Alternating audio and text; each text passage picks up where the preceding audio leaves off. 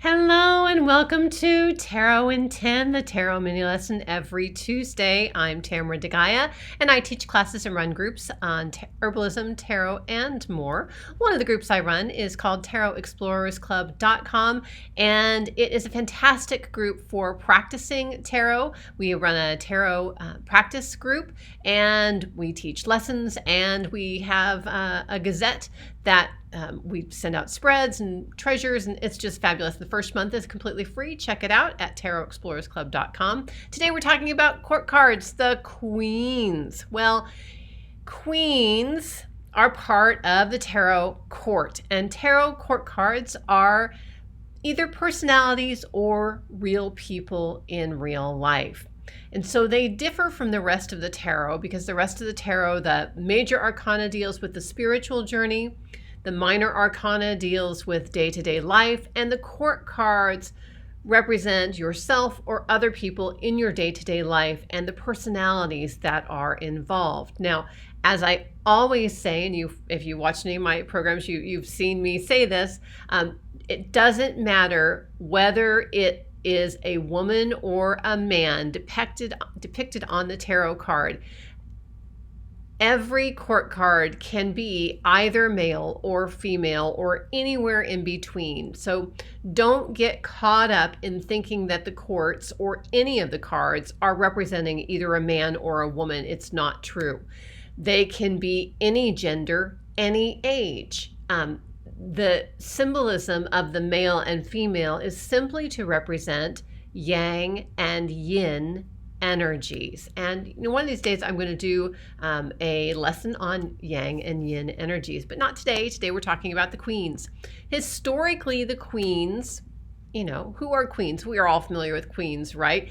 And the role of queens historically ran the gamut from anywhere from, baby making eye candy, or arm candy, I should say, it kind of an adornment on the king's arm, to someone who had their own, or they were a consort to the king and maybe had the king's ear, to being their authoritative rulers in their own right. And these roles throughout history are also reflected in the tarot queens.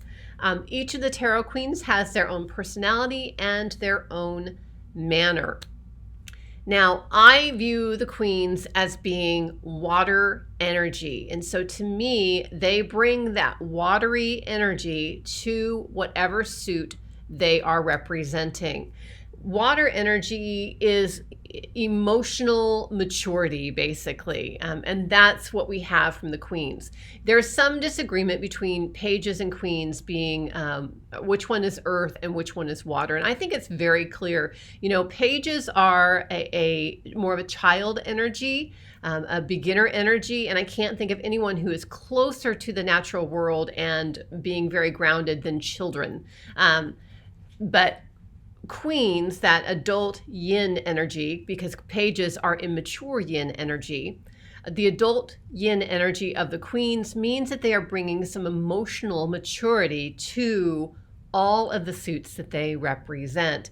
They are natural diplomats, the queens are. They are really the masters of interpersonal and intrapersonal relationships. So they know themselves well, and they know how to create connection, community, and consensus with the people that they work with. And that's really what they're about. They're about diplomacy, understanding, resolving, and connecting. And they're about nurturing. They are supportive, productive, protective. They're involved in the community, and their purpose is integrated culture. So let's take a look at each of the queens in the court. Now, as we look at each of the queens in the court, I do want to again stress that when we look at court cards, we are looking at, just like real people, we all have certain tendencies and strengths or natural ways of being in the world, and those naturally range from positive and productive to negative and destructive. So there is a continuum of personality traits for each one of the court cards. So let's take a look at the queens. The Queen of Swords brings water to air. She is extremely intelligent and very independent. She's very discriminating. She's very perceptive. But on the negative or destructive side, she can be very intolerant and insensitive. On the positive side, she's emotionally independent, she's realistic, she's ethical, she's very discerning, she's honest. She has a very much an inner strength. She's intelligent, insightful, and efficient. She's very much the realist of the queens. She's principled and she's dignified. She doesn't have, she offers no excuses and she accepts no excuses, basically. But again, on the negative side, she can be insensitive. This person can be gossipy, can be spiteful, can be a bit overbearing, and can be a little bit inflexible in her thinking if running to that side of the gamut. If you are getting the Queen of Swords as advice, it might be advice to be very clear about the path that you are taking, to be aware of distractions and be focused, to be clear and honest about your choices, and to discover your own independence and inner power. By the way, I'm using the court cards from Poppy Palin's Everyday Enchantment Tarot. I love her tarot deck, especially for bringing the court cards very much to life, especially in modern life. And so this is a great depiction of the Queen of Swords.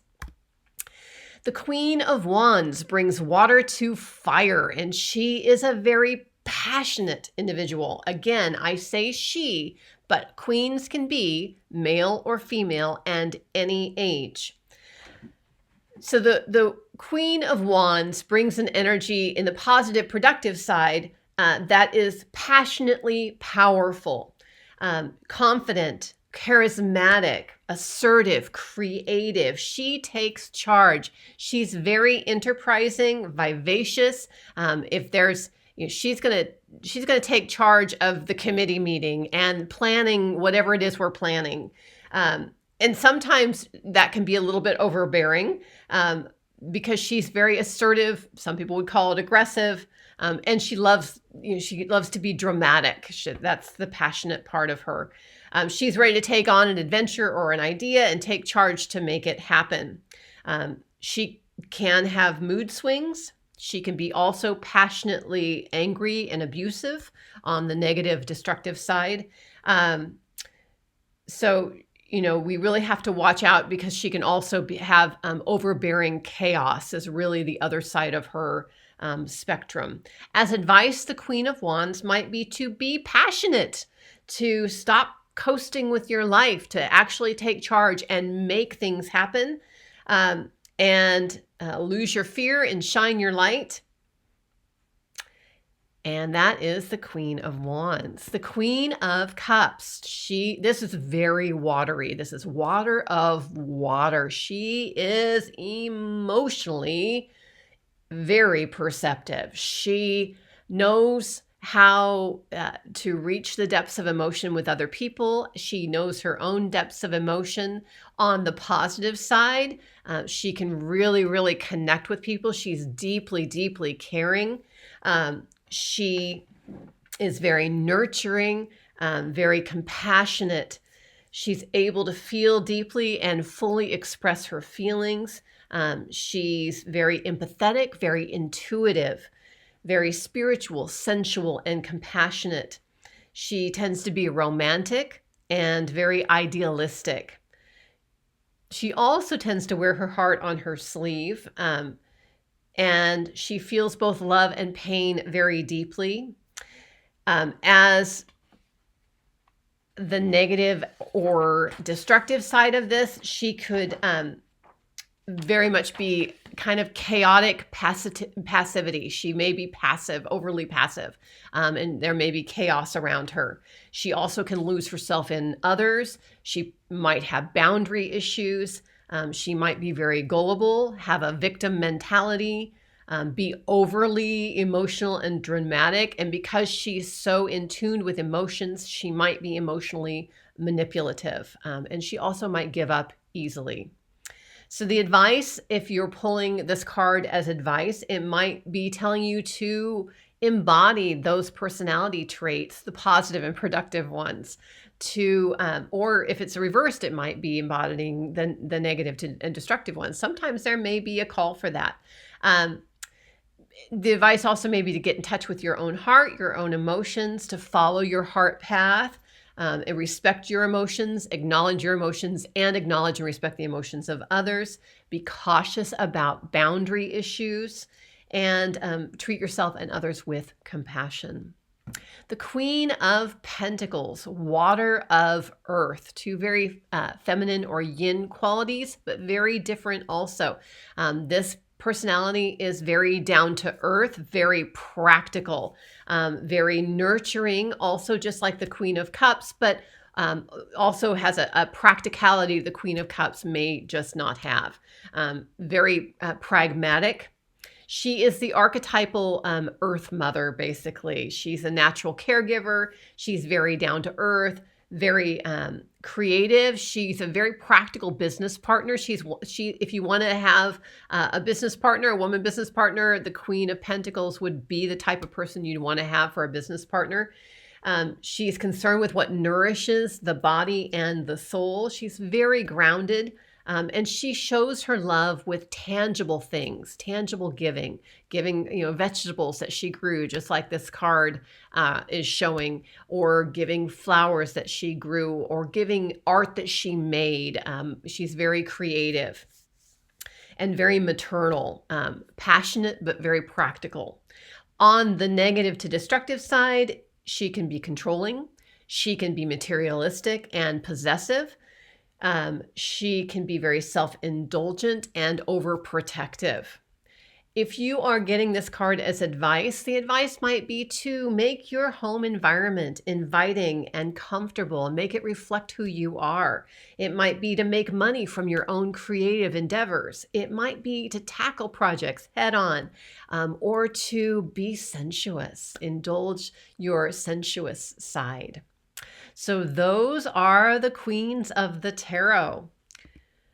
Now, I have a challenge for you. The challenge is for each of the queens, imagine making your own queen court cards. And I want you to think about choosing characters or real people in your life who embody the positive and productive traits for each of the queens for the front of the cards, and choose characters or real people in your life who embody the negative or destructive personality traits for each of the queens for the back of the cards. Just imagine you're doing the front and back of cards. So you want kind of the opposite.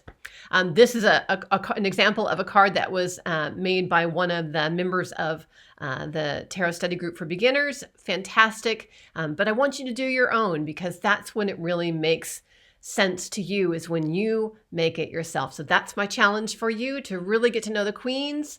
Go find some characters either in your life or in TV shows, movies, books, whatever resonates with you that you're familiar with. I hope this was helpful. Please check out tarotexplorersclub.com, the virtual Zoom practice group. And we also, again, have lessons. I have classes on that site and more. Check it out, tarotexplorersclub.com, and I'll see you again next Tuesday.